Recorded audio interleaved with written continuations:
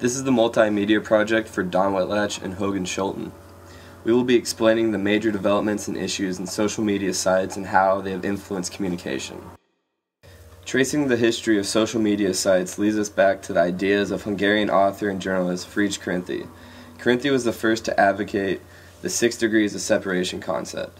Karinthy's concept asserted that on average everyone is 6 steps from everyone else on Earth. This means that a sequence of a friend to a friend statements can be made to connect any 2 individuals in 6 steps or less. Karinthy's concept of 6 degrees of separation influenced then Harvard professor Stanley Milgram to examine the average path lengths of social networks in his 1967 Small World experiment. In Milgram's experiment, he concluded that the average path length between 2 individuals was 5.5 steps. This groundbreaking research suggested that a society is a tightly knit network with short path lengths between each person, and therefore validated Karinthy's 6 degrees of separation concept. Fast forward a few decades and we begin to see the first sprouting of social networking sites. It is at this time in the early 1990s that a partnership of social networks and the World Wide Web begins. Early social networking on the internet began as broad online communities that focused on bringing people together to interact via web pages, discussion boards, and chat rooms. Chat rooms boomed with America Online's creation of the Buddy List in 1995. The predecessor of AOL Instant Messenger, Buddy List allowed person-to-person instant messaging and peer-to-peer file sharing. This was a pivotal development in social networking sites as instant messaging functions became hallmarks of later, more complex social networking sites. In 1995, Classmates.com went online. Classmates is considered the first social networking site and aimed at reconnecting old-school friends with one another. In doing this, Classmates brought existing social networks into the online world and used email addresses as the main link between members. 1997 brought the launch of 6degrees.com. A pun on Frigyes Karinthy's 6 degrees of separation concept, members of 6 Degrees were able to post items in other members' first, second, or third degree on their profile. 6 Degrees also allowed members to see how they are connected to any other member on the site. At the turn of the 19th century, social networking began to evolve and develop more advanced features. During this period, user profiles became a paramount feature of social networking sites and allowed for users to find, manage, and interact with their friends in whole new ways. One of these first modern social networking sites was Friendster.com. Launched in 2002, Friendster was originally a dating site, running under the assumption that people will most likely prefer to go out on dates with not their own friends but friends of friends. Friendster allowed users to contact those that are connected by a string of 4 mutual friends or connections of friendship rather than dating.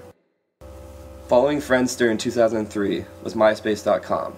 MySpace extended on Friendster's profile groundwork by expanding on the amount of biographical information on a user's profile. Users for the first time could share interests, schools they have attended, businesses they have worked for, and even industries they follow all on their homepage. MySpace made another leap forward on the music scene. MySpace allowed musicians to share music on their site with fans and fans to stay connected with their favorite artists and bands. A year after the birth of MySpace, Mark Zuckerberg created Facebook. Unlike MySpace, Facebook limited the creative control users had over their profile, streamlining its appearance. While Facebook did imitate MySpace in allowing users to share extensive biographical information, it did pioneer features like a newsfeed, chat, and a like button. Although Facebook did require members to use their real identity, unlike MySpace, it did expand on MySpace's promotional abilities by allowing groups, pages, and events to be created that promoted issues, interests, and products. Facebook now retains over 600 million active members and has revolutionized the way people communicate. In 2006, another social networking site was born, Twitter.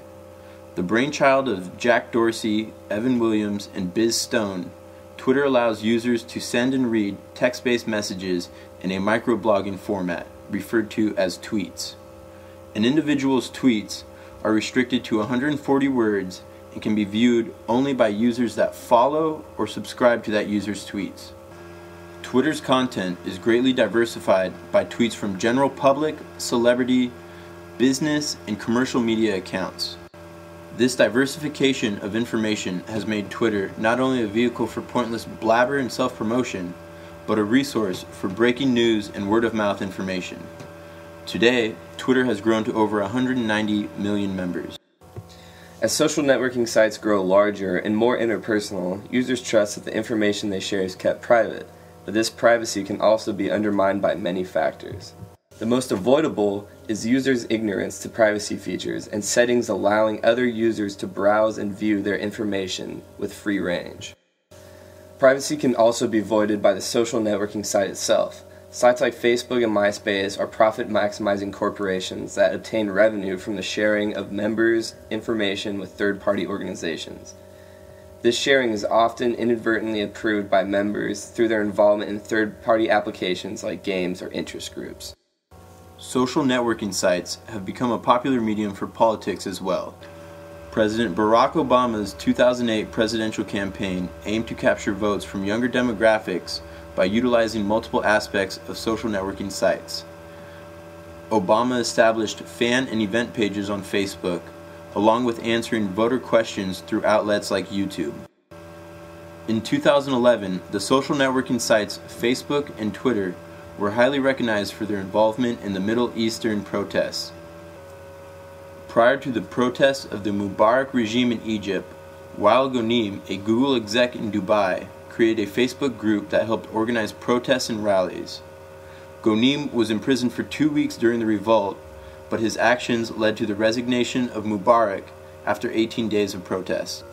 Social networking sites have begun to assume a large role in politics. These sites attract hundreds of millions of subscribers to an environment where thoughts and information becomes viral and can take on a life of its own. Because of this, the involvement of politics in social networking sites must be seriously questioned. In an age where Facebook groups are starting revolutions and ushering in heads of state, the dissemination of political information across social network sites must be tightly monitored.